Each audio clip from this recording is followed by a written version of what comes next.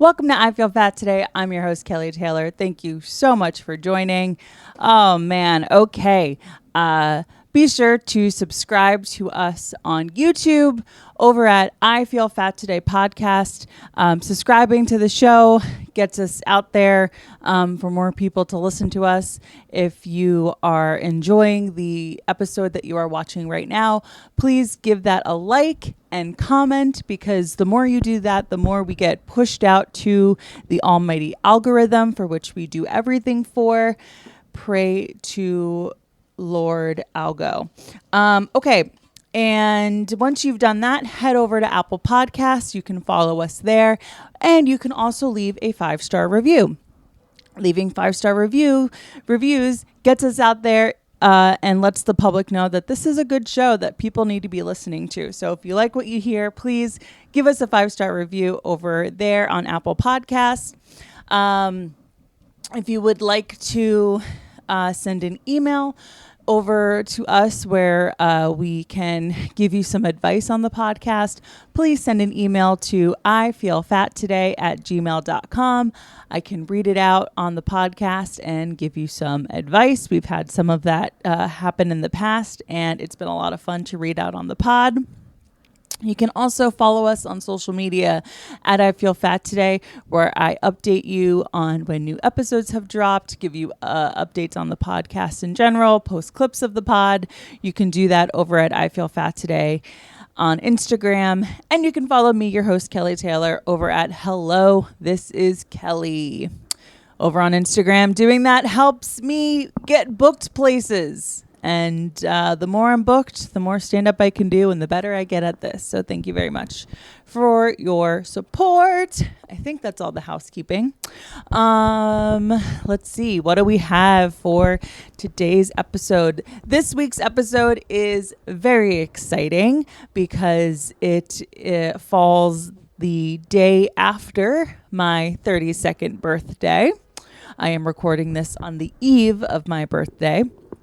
And I love it. I love birthdays. I'm not even doing anything really for my birthday this year because I don't know. I didn't really feel like, putting together a party full length and having people get together at a bar late at night for me.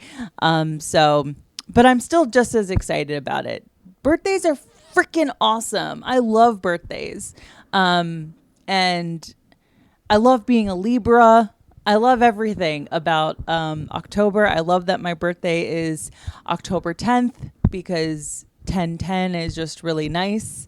And I think astrologically, there's something called a 10/10 portal that I should be aware of. And I think that maybe it holds some significance for me because that is the day of my birth, the day I came through the birth canal and greeted the world at 5:45 in the morning as a Libra sun, Aries moon, Libra rising.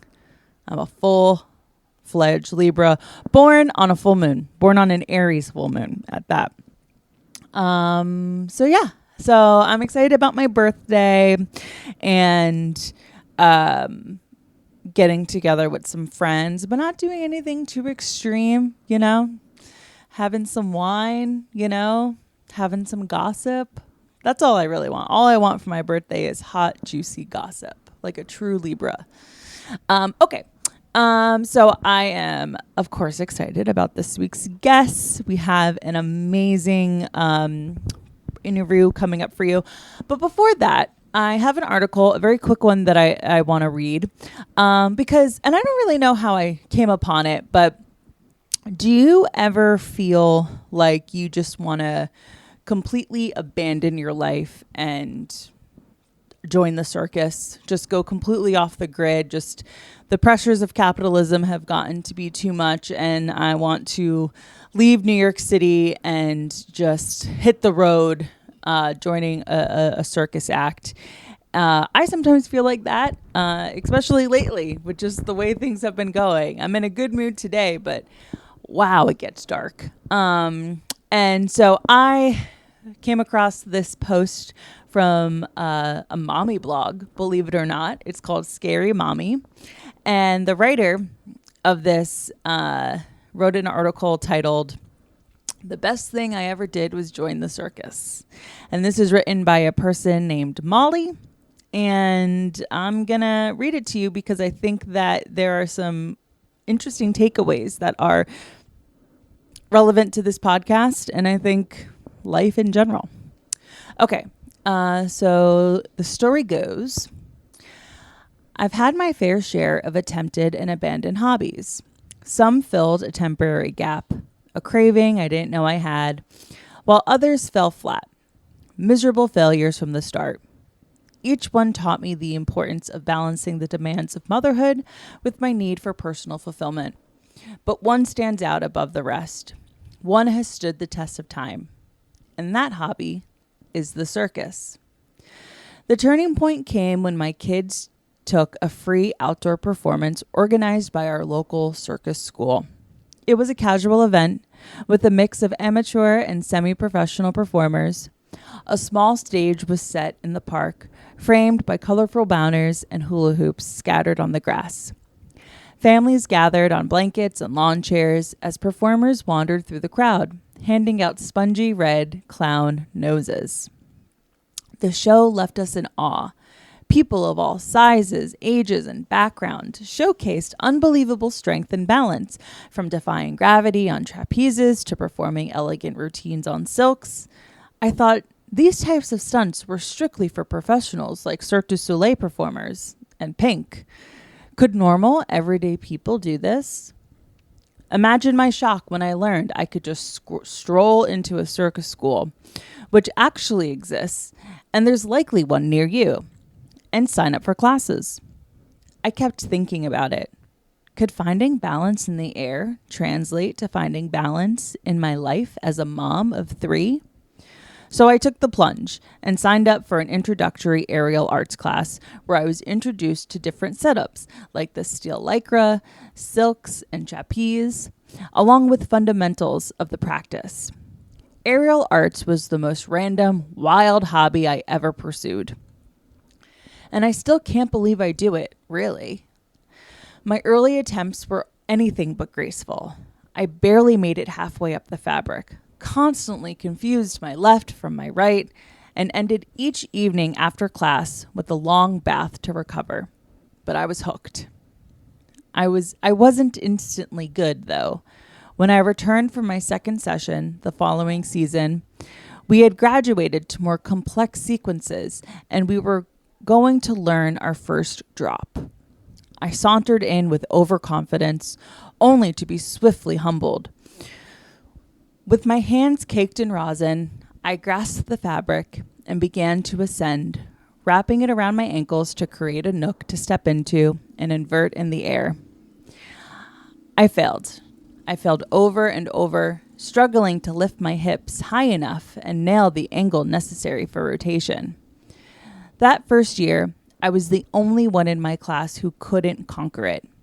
I'll never be the best. I'm not flexible enough to look impressive or make my sequences flow smoothly. And I keep mixing up my left and my right while trying to navigate complex movements. But it turns out I don't mind. I'm having fun. Despite my incompetence, I still love it. That's what circus school has done for me. Broken through my discomfort with failure and pain, distracting me from my beast of body dysmorphia long enough to use my limbs and muscles as tools, not as sources of disgust and obsession. I've been at war with my body for decades, not due to illness or injury, but consumed by a relentless need to fix it. I've immersed myself in body positivity, body neutrality, and the deconstruction of diet culture. I've sought guidance from registered dietitians and read widely the works of fat activists, but nothing has silenced the incessant critical voices in my head. Parenting has helped, to some degree. It has reshaped my relationship with my body in ways I never anticipated, helping me find a new sense of purpose and strength. As mom, my body serves those I love. My belly soft and welcoming for a toddler seeking deep cuddles. legs gently toned from playing chase and countless walks to the library. But my time in the circus has helped me too. I may not glide through the air with grace or fluidity. Instead, I approach aerial arts with a determined, sometimes robotic persistence, muttering curses at the silks. But I found a supportive community that encourages me to persevere, not in competition and without judgment or comment. It took repeated failures and countless bruises to finally understand that this wasn't about immediate success. It was about embracing the process. Circus has given me something I didn't expect. A new appreciation for my body. A body that for years I felt at odds with. In aerial arts, it wasn't about being thin or flawless, but about strength, resilience, and the joy of movement. For my birthday earlier this year, I asked for one thing: a long piece of aerial silk fabric.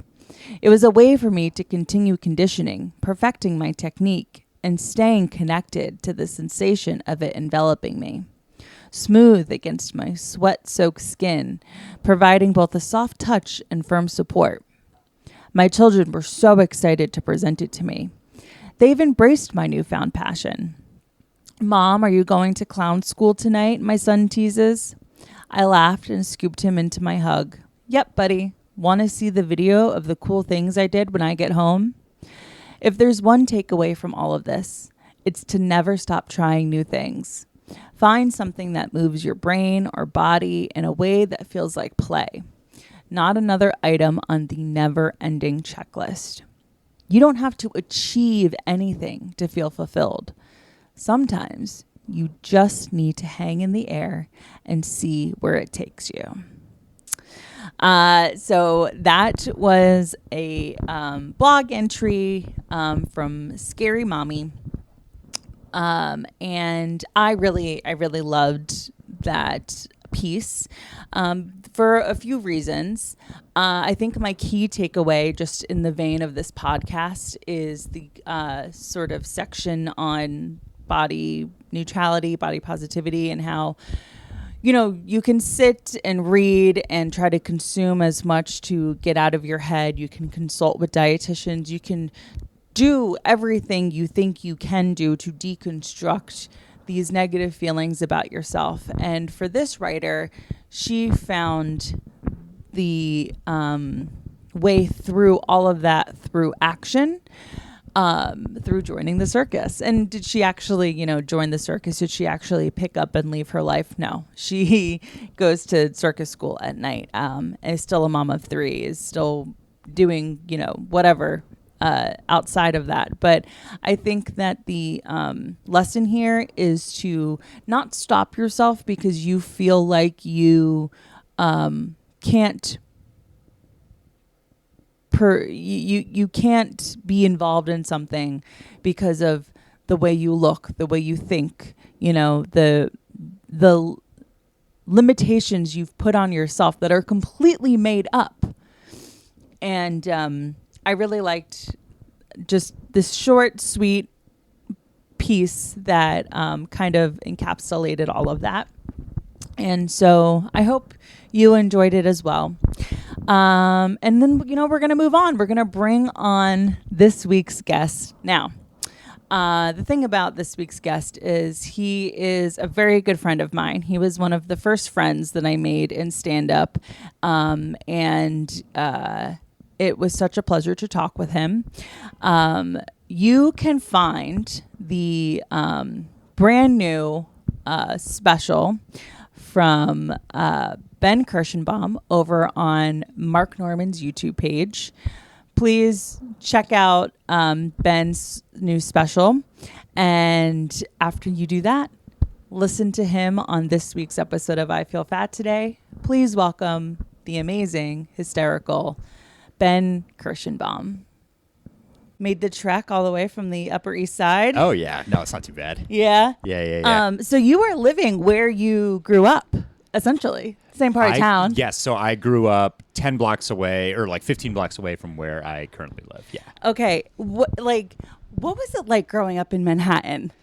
It is always one of those tough questions because it's all I know, right? Yeah.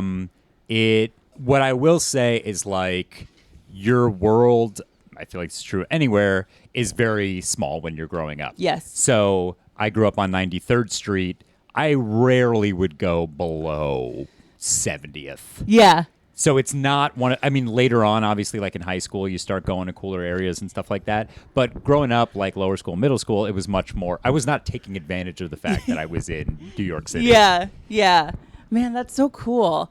Because I feel like sometimes you meet someone that like grew up in Manhattan and you're almost like, I can tell, but for you, I don't get that. I just get like, you're like just a nice East Coaster. Oh, thanks. Yeah. Midwesterner. Yeah. Yeah, I don't know. I mean, it's, I don't know how to ride a bike. Like there are tells. Every I have a friend that grew up in Brooklyn that doesn't know how to drive a car or ride a bike. I do know how to drive a car, but that was only because my school was in the Bronx. So, eventually people got to drive to school. Yeah. So I wanted to do that. What age did you start riding the subways? Pretty young. Probably 13, maybe. Alone or like with your parents? Maybe with like friends. Yeah. And then alone, probably like 15 or something like that. Is that one of those things where like New Yorker parents are just like used to like, they just know that their kids are going to be riding the subway? Like my mom was nervous for me when I was like in my 20s doing that. Maybe it's like we raised the kid here. That's part of the deal type thing. Right. Also, they take the subway, so I was about to say they know it's safe. Well, it's not, but at least they experience it. So like it's not like it's not foreign to them. Yeah. So, yeah. And they know that they have a kid that like will keep their head on a swivel. Like, sure. Checking for. Also, like I'm gonna do it anyway. Right. Yeah. So there is no it not happening. Why'd you go to school in the Bronx? It was a school I say the Bronx. It was in Riverdale. It's like in the the bougie area of the Bronx. And it was just like a good school. Right. And the nursery school was in Manhattan, close to where I lived.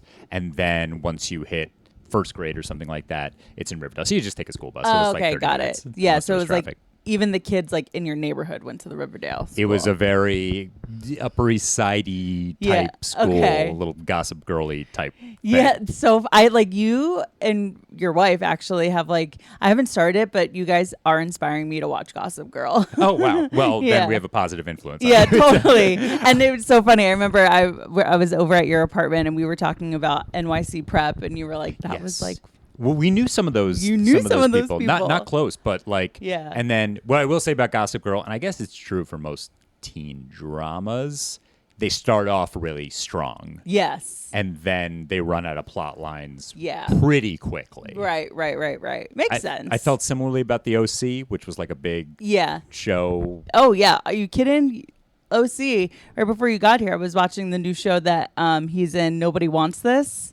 On Netflix. What's his name? Brody. Yeah, Brody. Yeah. My wife just watched all of that. And said it was really fun. It's so good. Okay, cool. It's so fun. It's so fun. I was like, I'll check out one episode, and now I'm like, I only have like a few episodes left. It's so good. Oh, nice. Yeah. I'll probably check it out. It was one of those shows where Rachel watched, what is it, like 10 episodes? Yeah. I think she watched in like a day and a half. Totally. Like, one weekend. 30-minute episodes, so it's like perfect to digest. And you're an only child. I am an only child. Yes. One of those kids where like your siblings are your neighborhood friends. That's right. Yeah. I was trying to work on a bit for this where it's like people always like doing the thing of like your siblings were your cousins. Like try to like figure out who replaced siblings in your life. And then it gets to be like sound almost like the song from Pocahontas where it's like the wind was your brother. Totally. Yeah. I do feel like only children always have to defend their like sibling honor in a way because like only children get such a bad rap. Yes. Because it's like, oh, you're selfish. You don't know how to share. You don't know what it's like having a sibling. And it's like, well, I saw my friend, every night after school or whatever. It's true. And then always it's the thing of like the quote unquote compliment is, well, you don't seem like an only child. And it's like, totally. Well, it gets kind of backhanded. I know. I kind of want to like take away every poor thing I ever said about an only child because the more I look at my life and if I'm having kids or not, I'm like, wow, one sounds nice. Yeah. Having more than one sounds like a lot. It's weird to me how rare it is. Yeah, because right? when I do a bit about being an only child, I usually, I don't know, it's just easy to be like any other only children here. And like maybe one person claps. Right. But it was rare growing up. There was one other kid, Sam, who was an only child. And then I remember that was it. Right. That was it. Just you two. So then you kind of find people that, you never have that exact sibling relationship, but like one of my best friends has a sister but doesn't have a brother. Right. And I think that there might actually be something to that where it's like trying to find people where you could be the, closest totally kind of thing. Yeah, that's very true. Yeah, I never had any sisters, and so like when I see my two friends that are sisters like fight, and it's like uncomfortable. Yeah. They're like, we're sisters. You don't understand. Like, this is how we communicate. This is just and it. It's like, okay, like, I don't know what that's like. That's crazy to me. But yeah, so something that I talk with people on this podcast about is like comparing themselves to siblings. Like, I noticed that a lot. Like, I always compared myself to my older brother. Like, he was always taller and just like more smart, everything. So you didn't have a sibling to compare yourself to. The closest thing to siblings in my life were my best friends and my cousins. I have 10 first cousins, and I'm very close with them. Wow, 10 first cousins. That's a lot. So, but maybe it's because they weren't siblings. I never really felt a cousin rivalry or any of that stuff. It was also the age gap was like pretty significant. I mean, my closest cousin in age, that grew up in the city at least, is about 3-4 years older than me. It was never, there was never like tension in that kind of way. Yeah. Are you the youngest cousin? No, I have one cousin who just had a baby that was younger than me. Oh. So the fact that the younger one had a baby before me, that, like... Right. There is a little bit of that. Yes. A little bit. Okay.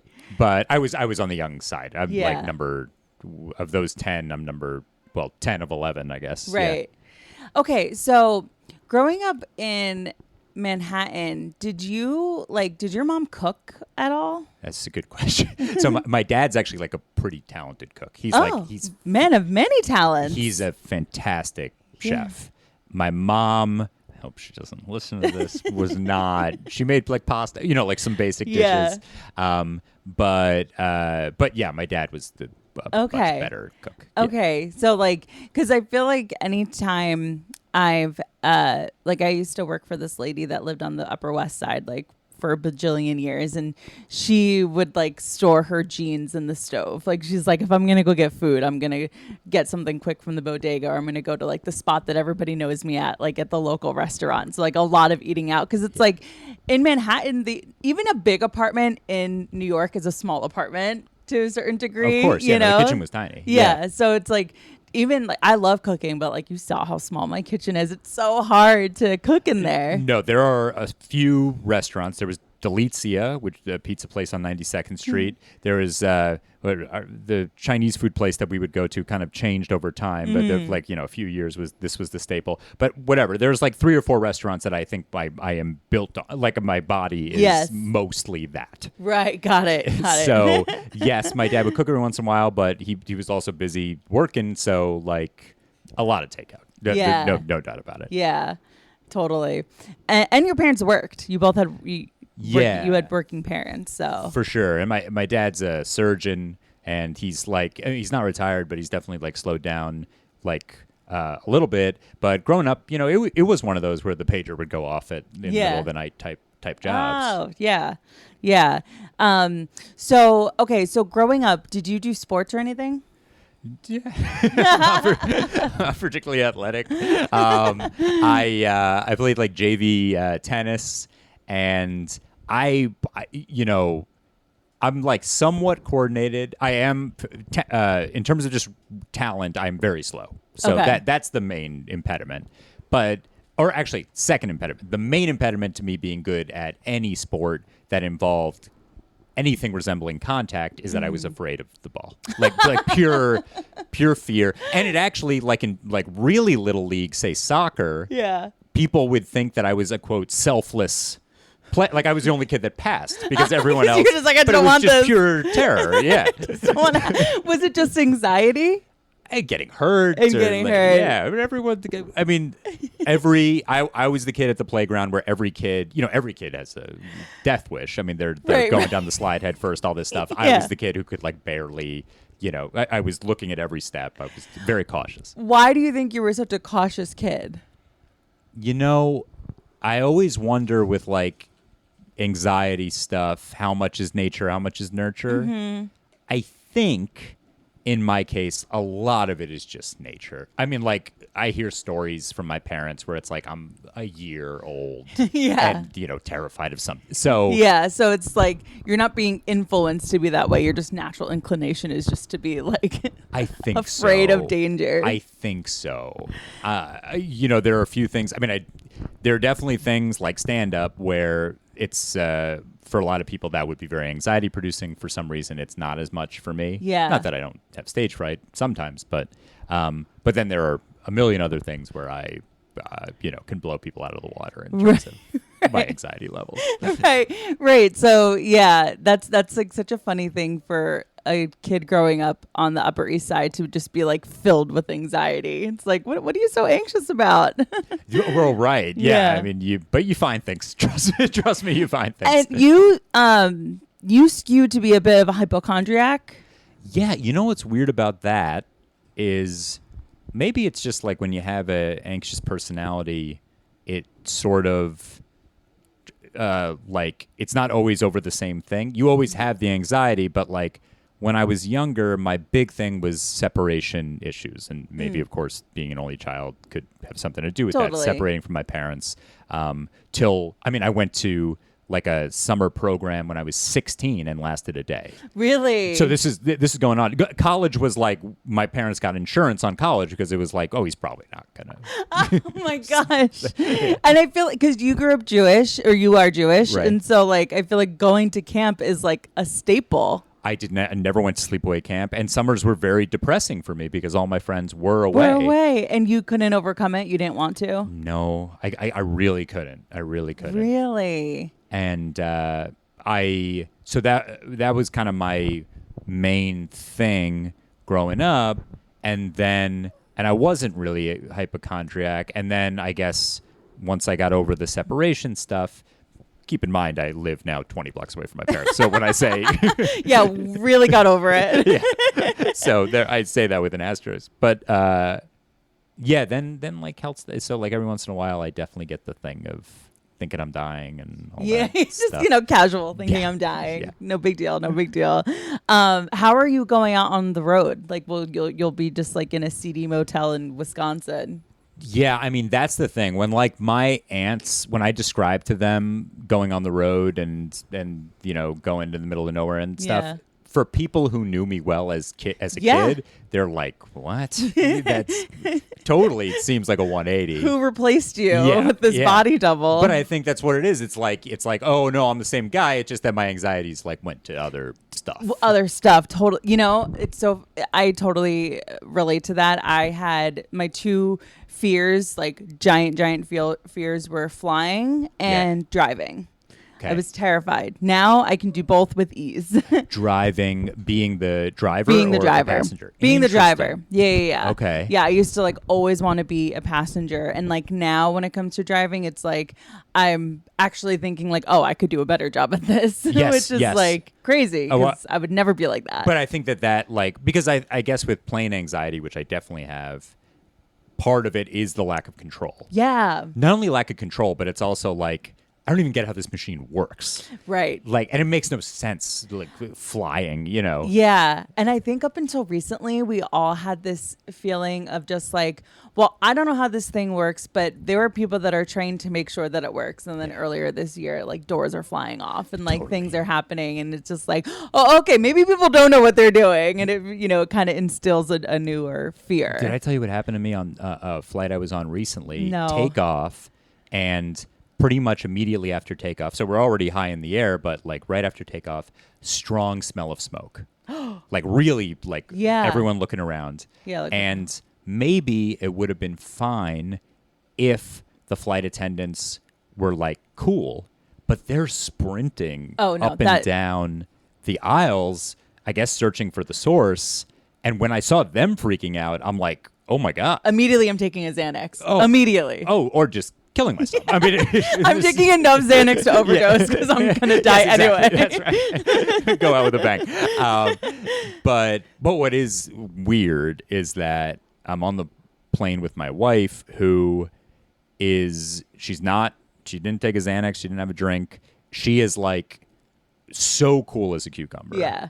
And it's like to the point she's like, you're anxious, so we can't both be anxious. Like so logical. Love. In a moment where logic would normally go out the window, that obviously I'm very lucky and it's good to have that yin yang. Yeah. But there's we anxious people look at non-anxious people as psychotic. Psychos. It makes you're like, well, she's so calm, like we're about to die. I don't. This thing is going down. Snap and out she's of having it. tea. Yeah. So yeah. What was going on with the plane? So then the pilot gets on and he's like, and he's very calm. Yeah. And you hear it as a man's voice and you're like, we're fine. Yes. Yeah. Of course. No, if it was a woman being calm, I would be like, well, this is even if she were freaking out, I'd be like, well, whatever she's saying, the opposite is probably true. Yeah, we're fine. Her tampon's just exploded. That's where the smoke is coming from. It's fine. Imagine a pilot getting on calmly and saying that. Like, oh, hey, everybody. Yeah. Oh my God. Okay. Thank you for flying Delta. Yeah. No. So the guy is like, yeah, one of the air conditioners broke. This happens all the time. We have a backup AC. I don't know. And I'm still nervous the rest of the flight because, of course, you're like, it sounds BS. Yeah. Oh my gosh. Ugh. I think the second thing worse than the plane going down would be not having AC on a plane. Oh, terrible. Nothing worse than a hot plane. 10 hours. Oh gosh. Oh, a long flight. Yeah. Was that when you were going to Tokyo? Or Japan? No, we went I to remember. Italy and Tunisia. Yes. Oh gosh. So that was on the way back from Italy. Good for your wife for staying so calm, because I do agree that in any relationship you need to have an anxious one and a normal one. And normally I'm the one that's anxious and Joe is the normal one. And it's so funny when it switches because Joe's not like us. He's like, I can look back when I was younger and realize like, oh, that was a panic attack that I was having, as opposed to being, someone in their 20s that is like, for the first time they're having a panic attack and they don't realize like what this is. They think they're dying. Absolutely. And so Joe was like that. And so we were somewhere, and when like you're just away from your home for like too many days, and like that in and of itself can be anxiety inducing. Yes. Because you're just like, I want to get back, Yes. And it's like, relax. It's been 5 days. That was happening to him when we were away for a little bit. We were sitting and I could just tell he's like shifting weird. He's like not real comfortable. And I was like, what's the matter? He goes, nothing's the matter. And I was like, you sure? Then a few minutes later, he's still doing that. And I was like, are you all right? And he's like, I don't know. I can't really breathe. And I feel weird. And I was like, you're having anxiety. Yeah. And he's like, am I? I was like, yes, you are. Like, and it's like, I'm not somebody that needs to have Xanax on me 100%, like all the time. Mm-hmm. If anything, I have it on me. So it's like, that in and of itself takes it away. 100%. Because it's oh, I have it. And I didn't have any on me. Yeah. And so I was like, oh, I wish I could just give you half a Xanax. And this just like takes it all away, because like, we should just be enjoying our dinner. Yeah. And you're having this anxiety, but because you're not used to it, you don't even know what it is. It just completely throws everything. It throws everything off. But I'm a big fan of beta blockers, because those you're probably familiar. I have a Klonopin, and I have a very similar relationship to it as it sounds like you do with Xanax, where it's like, if I have it just in my bag, totally, that usually does the trick. Yeah. And it makes you a little. If you're taking Klonopin, it makes you like a little. It's kind of similar to alcohol, like makes you a little loopy. Yeah. And so I don't generally like taking it, but just the fact that it's near is usually okay. And a little bit of a flip, just a brief story of the story you just told about Joe, which is that I have a friend, he's a college friend, and I was feeling, I guess, guess I was feeling anxious, a little depressed. I think it had something to do with a girl. I can't remember exactly. But I was like, okay, I'm going to confide in this guy. Yeah. And I should probably preface this by saying that he might actually be a sociopath.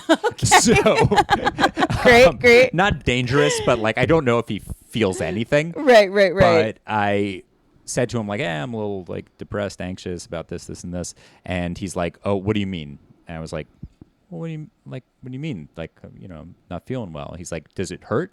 And I was like, well, sure. Yeah. And he's like, where? And I'm like, everywhere. Like, yeah. I don't know. And he's like, point to it.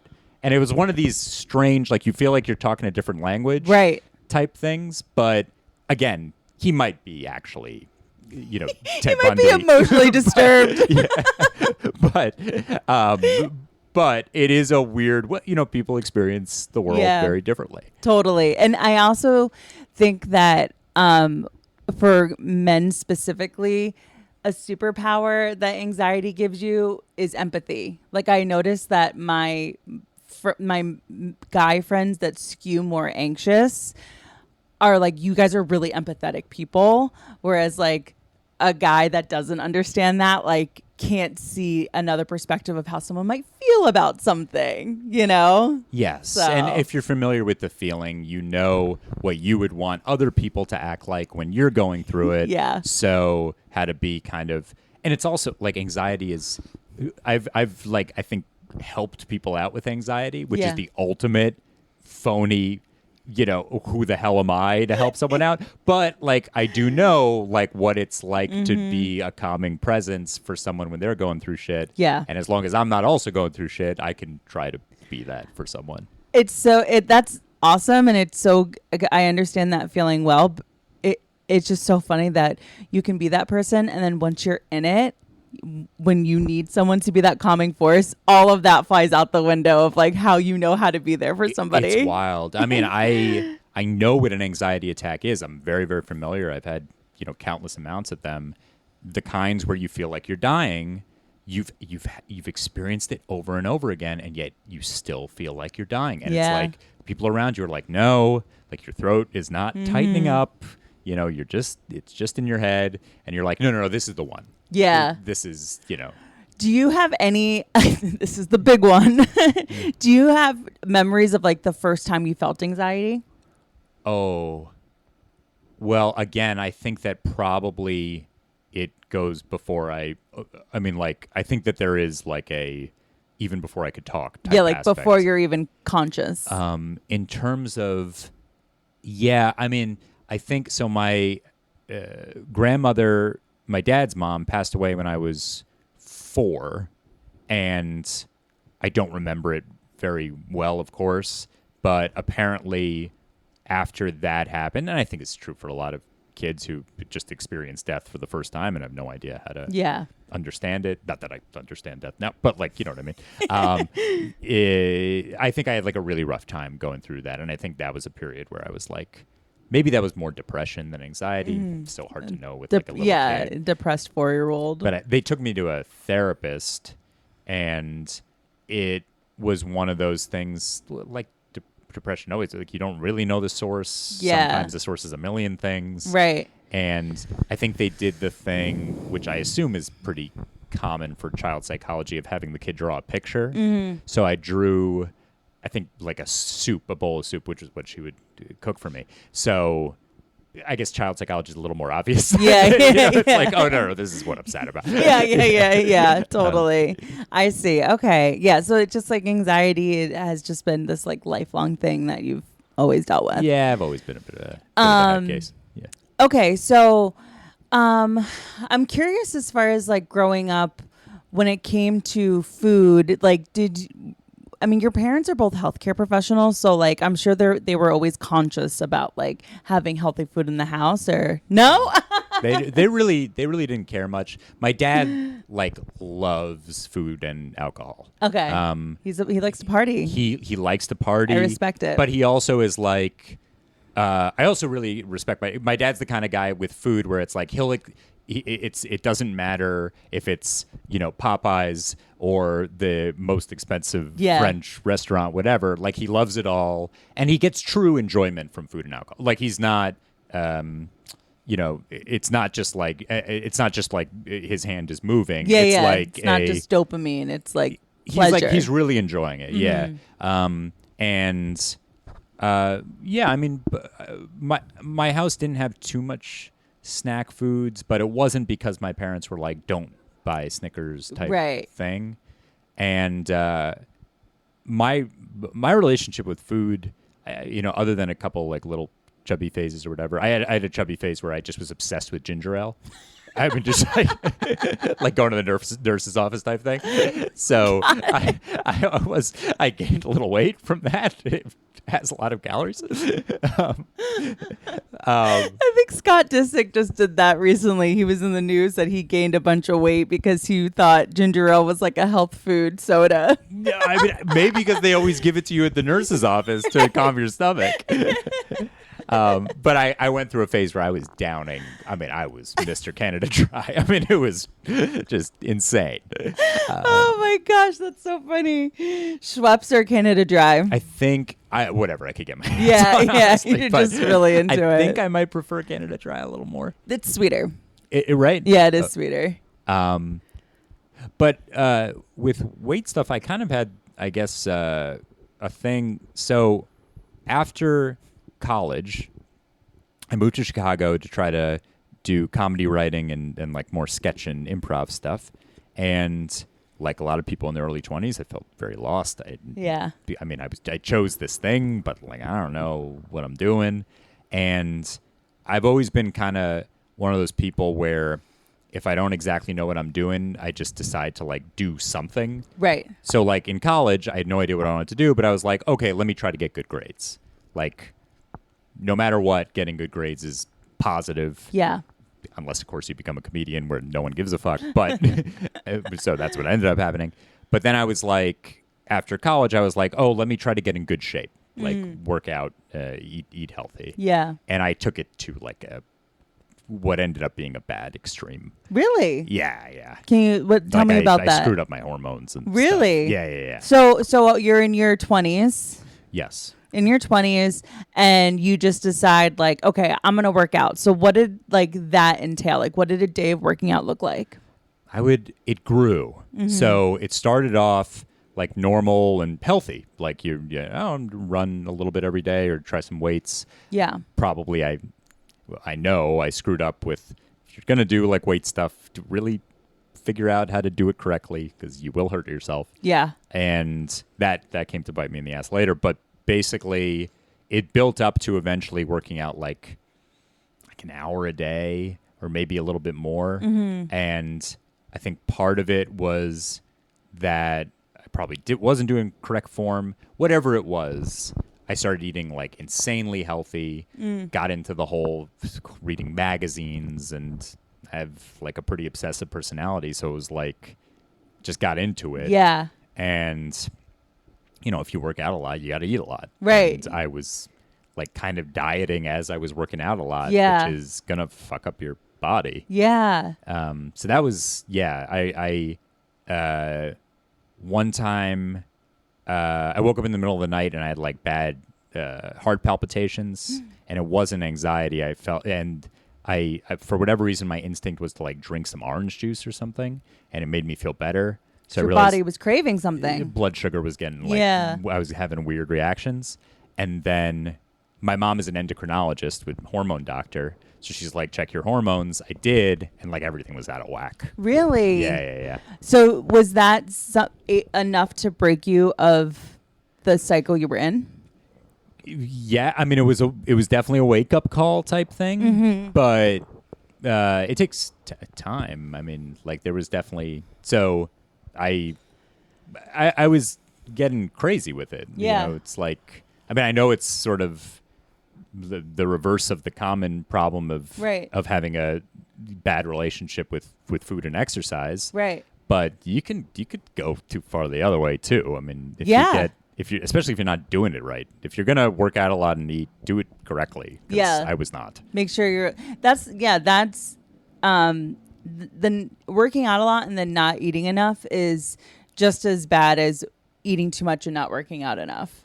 It's the inverse, but it's just as detrimental. Your body starts to go into survival mode. Yeah. And like the first thing that happens is like for men and women, like anything, it's like so interesting how nature works. It shuts down like reproductive stuff. Right. Like women would stop, if you're too skinny, you stop getting your period. Yeah. And it's like one of these things, men, it's like a similar thing. Your testosterone tanks. Right. Because I guess it's like a Darwinian thing where it's like, you like the first thing you got to do is survive. So if your body senses that you're not doing that well, then they're not going to let you procreate. Yeah, you become like the runt of the litter, essentially. Yeah. Wow. And you know what's interesting about you saying that you like woke up with heart palpitations and then like kind of immediately instinctually knew what to do? That's the opposite of like a true emergency and anxiety.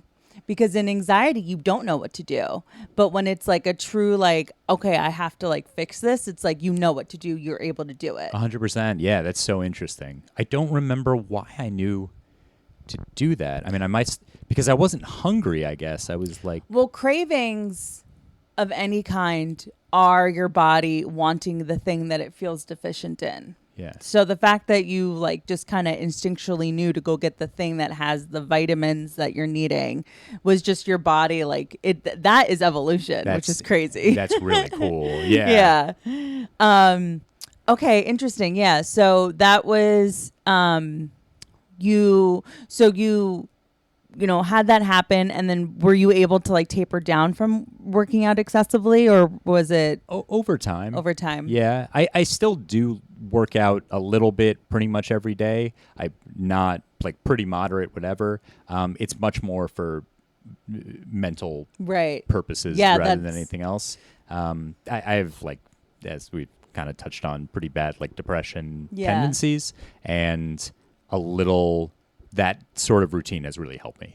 Yeah, especially because in your line of work where you're a comedian first, where like you don't have like because you don't have a 9-to-5, right? I tutor. You tutor. So it's, but exactly, there's no structure. So there's no structure. So like you could like have maybe a day where you're not tutoring and you're feeling depressed. Yeah. That is just a recipe for rotting in bed all day, which is the exact opposite of what needs to happen. Totally. And I like structure. Yeah. Which might make me kind of different from most comedians. Like I liked school. Yeah. I mean, I was tired, but like I liked having like a schedule. Yeah. And choosing what we chose to do is like the total opposite of that. Yeah, absolutely.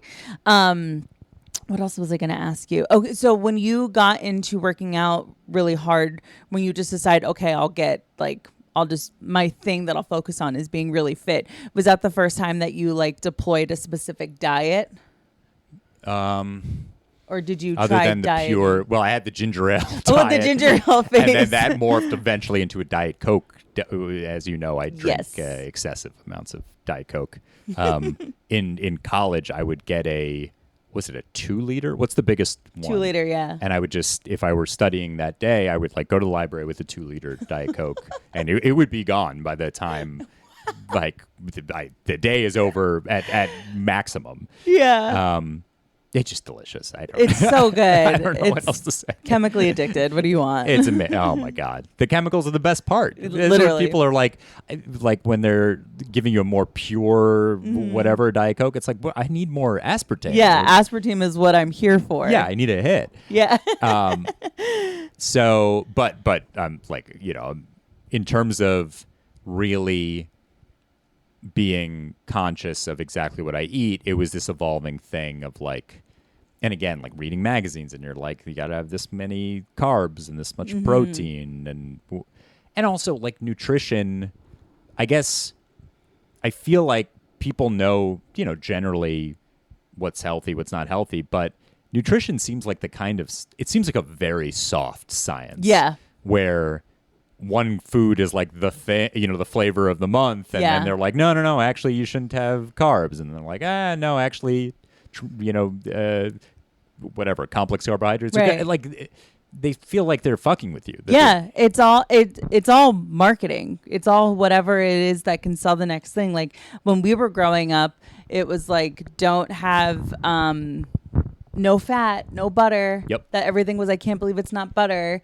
But like, you know, like people were afraid of red meat because of the fat that's in red meat. And now one of the most popular diets is the keto diet, where it's all red meat and it's all fat and it's all butter. Yeah. And so it's just, you don't know where to, if you don't know where to land on like what you should do. And the fact of the matter is that everybody's body is different and like reacts differently to, different makeup of diets. So for there to be one like quick fix is just, there isn't. Of course. Yeah. They're totally taking advantage of the fact that it's not uniform. Right. And, I know of diets that work great for some people and that work terribly for other people. Yeah. And it makes sense. Yeah. Oh man. So, okay. You went every night at the end of your night, you like to have a sweet treat. Nowadays, yes. So after going through the kind of whatever phase, I was like, okay. So every night before I go to bed, a few times I haven't recently, and that's how I know something's off. But I have some sort of dessert, preferably ice cream. That's usually my dessert, or frozen yogurt, or whatever. Yeah. But anything, and I think that it's like a very basic reward type system. Yeah. Where it's like you've made it through. I also am like very conscious of not having the sweet treat during the day. Right. Because you want it to be at night. Yeah. If you're hanging out with me like during the afternoon and it's like, oh, let's go get an ice cream, I won't do it. Yeah. In a strange way. That's my night treat. That's right. That's what I will tell you. I will say, no. That is for when it's dark.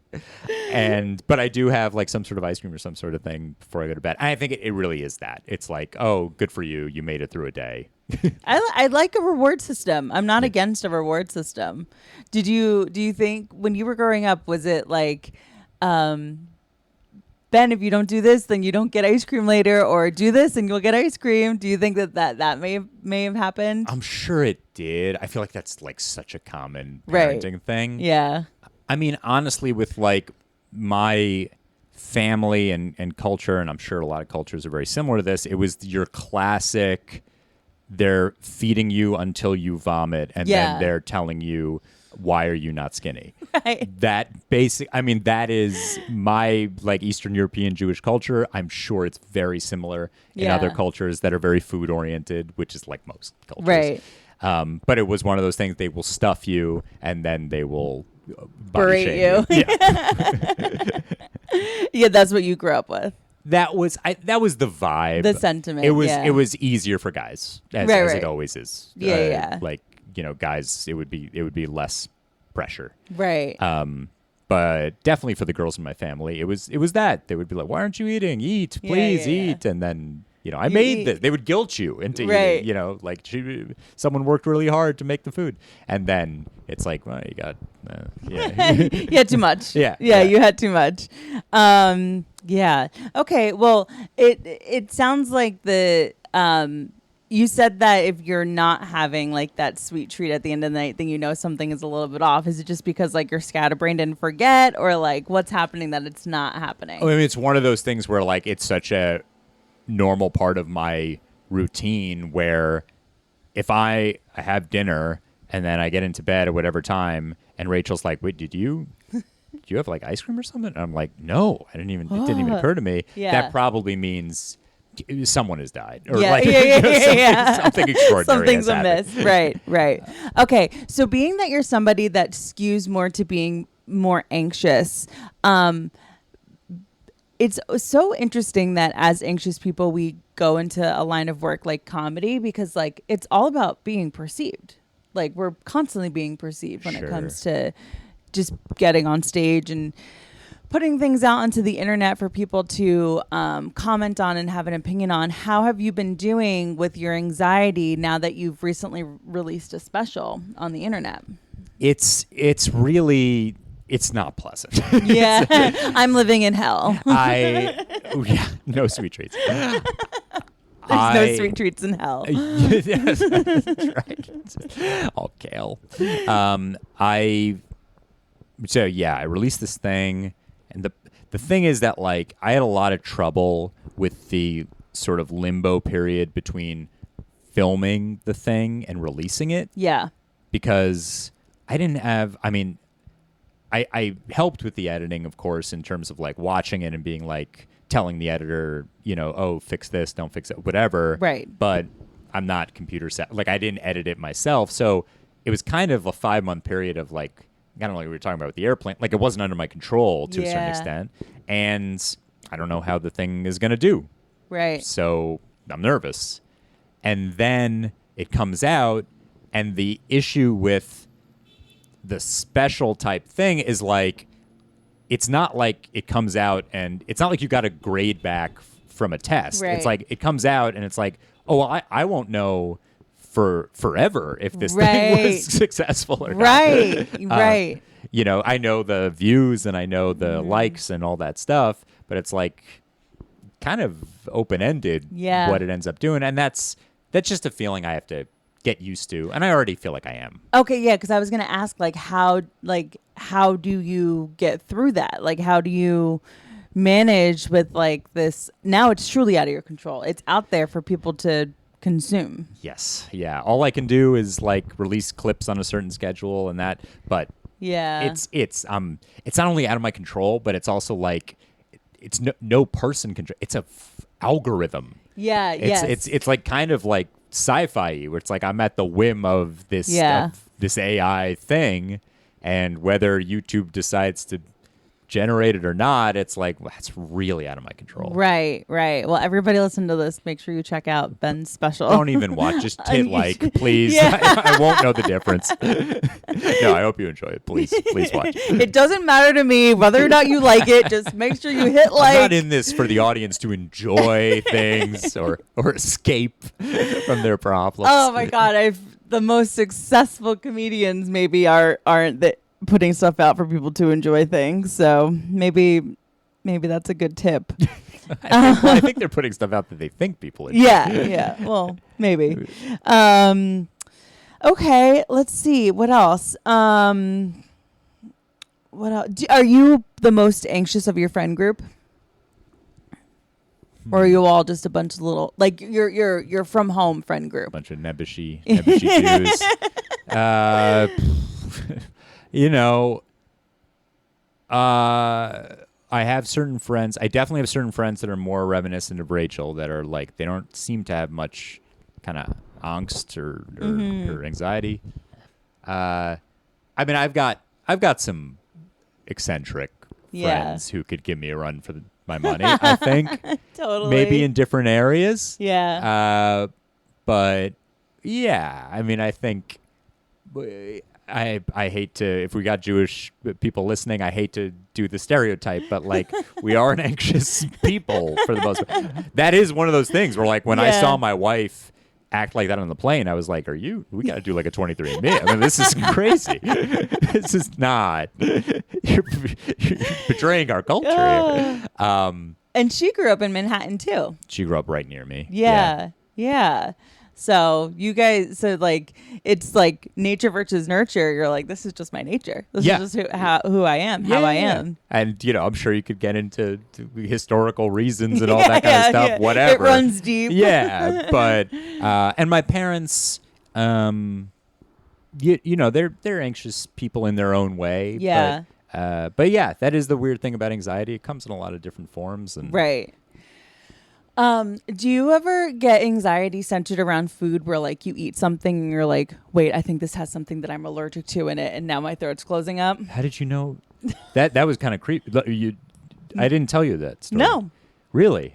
I've convinced I have a fictional allergy to shellfish. No. I swear. Oh my God. My mom is allergic to shellfish. I have eaten shellfish my whole life. Right. I'm not kosher or anything, you know. And one day I had some calamari or something, and I felt like maybe a little tickle in my throat. And whether, you know, who knows? Maybe some of it was real, some of it wasn't. Yeah. Even if there was a nugget of reality, it was blown out of proportion. In Japan, when I was on my honeymoon with my wife, we went to island. I think it's called Miyajima. That's famous for their oysters. And I still, Rachel, if you're listening, I apologize again. But I had some oysters, got convinced that I was having a severe allergic reaction, and then it was literally this like beautiful island, like it's our honeymoon. We're supposed to be having a very good time, and we did. But this day, it's just me for 24 hours, just going like, oh no, and she's there, and that's the thing about like the person next to you who knows you're going through something irrational. Yep. And I messed up that day. So you have a fictional shellfish seafood allergy. I think that if we went out now and got like shrimp, I would probably be hesitant. Yeah. Because it's crazy. I mean, I'm aware that it's right. But again, there's no stopping it. Once you're feeling it, it just is what it is. I don't know. And then it's also one of those things where it's like, oh no, I'm gonna like I was convinced like 10 hours after I had the oysters, I was like, I'm asphyxiated. Like, this is the end. And she's like, no, if that would happen immediately. You would know you were asphyxiating. It would be within minutes. Yeah. Or seconds. But I was like, no. Like, you don't. And that's the thing.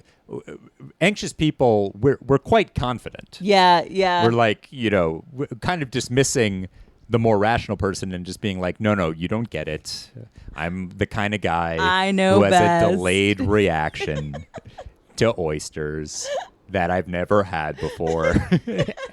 And I've been eating this kind of food forever. But right now. Yeah, you don't understand science and right. Yeah.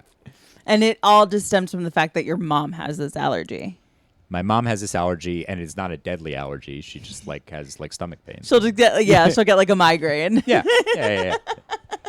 And you're like, no, full on asphyxiation. Like, I am done for if I have any of this. Oh wow. Okay. So is it just seafood that you have this with? Yes. For allergies, yes. But that's so interesting that you brought it up. It's like spooky to me. Is this more common than I? No, I mean, I think we were talking about anxiety, and like I understand food anxiety very well. Yeah. Well, personally, anecdotally, not in any real like. Have you ever done this thing with the allergy or?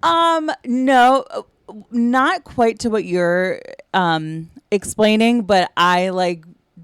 If anything that I eat touches pineapple, I like am convinced that I'm gonna hurt myself. Yeah, totally understand. Yeah, and it's like when I was younger and I would eat pineapple, I like noticed my throat scratching a little bit, but like I didn't really think about it until like one time when I was a little bit older.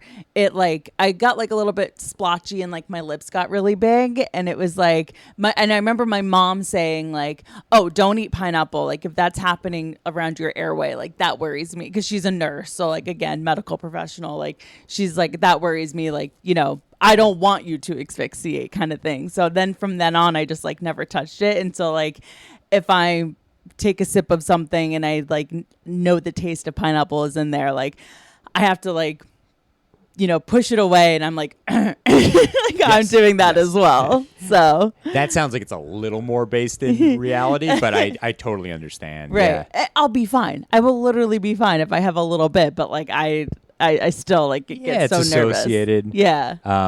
So I don't have an allergy thing for anything other than shellfish. A somewhat similar story, and this is I've ruined many trips with my wife. So we went for our 1-year anniversary. We went to a town called Beacon, which is like Joe and I are planning to go to Beacon. So very, very nice place. Yeah. It was a somewhat unsuccessful trip, not because Beacon isn't very nice. Yeah. I am lying down in bed and I start to feel my arm twitch a little bit, and it's not stopping. And it's weird. It's a weird, like, fluttery feeling. Yeah. And it wasn't stopping for a few hours, and I was convinced that I had some sort of severe, muscular brain disease. Right. Went to a neurologist over this thing. And again, don't marry someone like me. Like, my wife already I made the accident, but she can't take it back. You ruin these trips. It's not good because we're like at these like nice museums or like at an antique store or whatever, and she's like, oh, look at this. I don't know, whatever fucking thing they sell there, figurine or whatever. Yeah, and I'm just there convinced that I have MS or ALS or something. I don't even know what these diseases mean, but I'm convinced that's what I have. Right. And then the other thing is like with the internet, they'll freak the shit out of you. Yeah, can't Google. So that doesn't help. Yeah. Do you notice that when you're something like your wedding day or your special taping day, things that like high risk, high anxiety kind of things, like are you noticing your health anxiety kind of spiraling a little bit more, thinking you have ALS or something when you're gearing up for something important? That's a really good question, and I wish that the answer is probably yes, and I wish that I kept a journal or something to actually keep track of that stuff because I'm not very good at that. I want to say probably yes. Right, because it's just like really what I found anxiety is, and like what we're talking about is just like our stress manifesting in something tangible. Yes. You know? Yeah. So whether it's like who knows why your muscles were fluttering or like why you had that little twitch when you were on like a weekend getaway with your wife, but it happened. Yeah. Unsure about the relationship. Okay. No, I'm just kidding.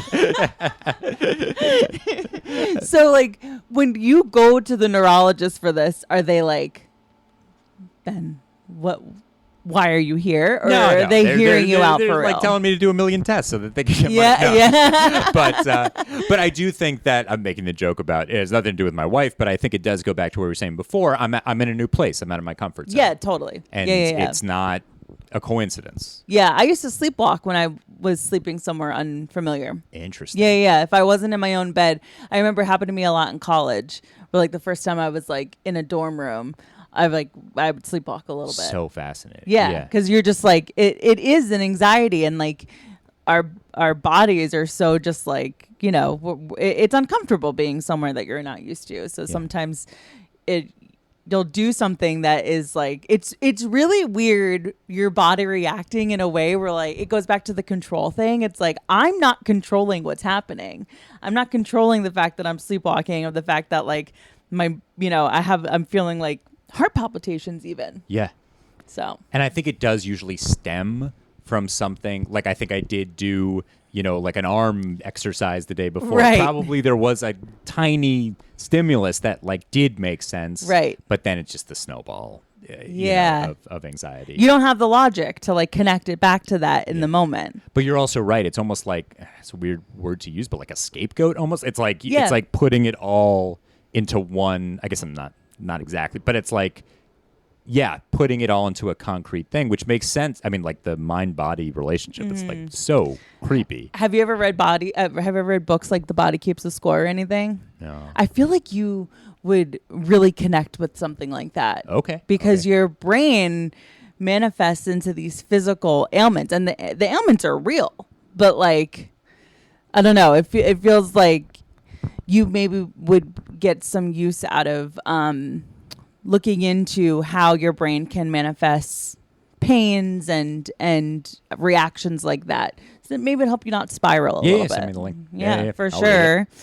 Awesome. Okay, great. Well, this was such a fun conversation. Yeah, it's such a nice time. Thank you so much. Yeah, we got to talk about anxiety and it's so interesting. Whether, boy or girl, whoever, almost everybody that sits on this couch has some weird relationship where at one point they had like an unhealthy relationship to exercising or food or something. Yeah, for sure. It's crazy. So, and I didn't know that about you. And now here we are.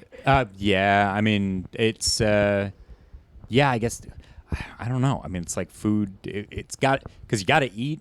Yeah. So it's like, it makes sense that like at some point you're going to, I don't know. Mess up. No idea. Yeah. Mess up how you eat. Yeah. Okay, awesome. So where can people find you? Oh, please follow me on Instagram at Ben Kirschenbaum. The spelling is hard, but I'm sure it's underneath. It'll be written down. And please watch the special. I worked really hard on it. I hope you like it. Yes, you can find Ben's special on YouTube at Mark Norman's page. There will be a link to watch the special in the description of the show notes, along with all the places you can follow Ben. And until next week, we'll talk to you. Bye. Bye. Thank you, Kelly.